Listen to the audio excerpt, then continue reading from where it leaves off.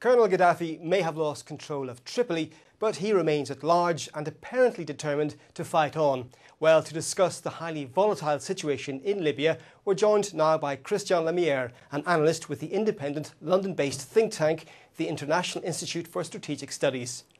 After the euphoria dies down, what's the next move for the rebels and indeed for Colonel Gaddafi? How will this conflict play out as you see it? Well, it really depends on whether they are able to recapture Gaddafi's sons and Gaddafi himself and bring them into some kind of Libyan judicial regime. If they are unable to do so, it could be that the Gaddafis are able to launch some form of insurgency, but that depends on having both the materiel and the support. It's unclear at the moment if they do.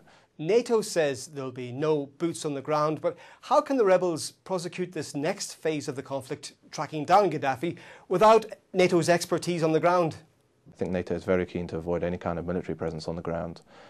There are, as the rebels have shown, there are various numbers of personnel that are involved in the rebel movement, and although very poorly trained, it does mean that they should be able to install some form of law and order. Are Arabic nations like Qatar, which has been involved, are they likely to increase their military involvement, I think all nations are keen to look for a Libyan solution here, so they'll be loath to deploy any troops themselves. Qatar and the UAE have been involved by providing materiel to the rebels and certainly some logistical support as well. I think if they're able to avoid it in any way, no nation would like to put their troops on the ground. There'll certainly be support. There is possibility of special forces or other intelligence personnel being on the ground, but those presences will likely be kept to a minimum because of the potential political opprobrium if NATO forces or any other country is found to have a significant presence on the ground. Well, we have seen a certain amount of disarray among the rebels. Can they succeed if internal tensions come to the surface as the conflict drags on?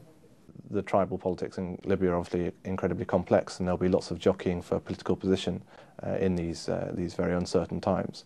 But there's also a real groundswell of positive opinion behind the idea of a Libyan solution and a political solution to this current turmoil. Well, before we get to that stage, there's still speculation that an increasingly desperate Gaddafi could resort to chemical weapons.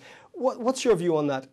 The arsenal would be very rudimentary if indeed it exists. He declared mustard gas stockpiles in 2004 and they were in a deleterious state at that point, so it's questionable whether there'll be any arsenal left whatsoever. There certainly doesn't appear to be any evidence of chemical warheads that have been weaponised and have been put onto Scud missiles. So it's questionable whether he will be able to use any form of chemical weapons.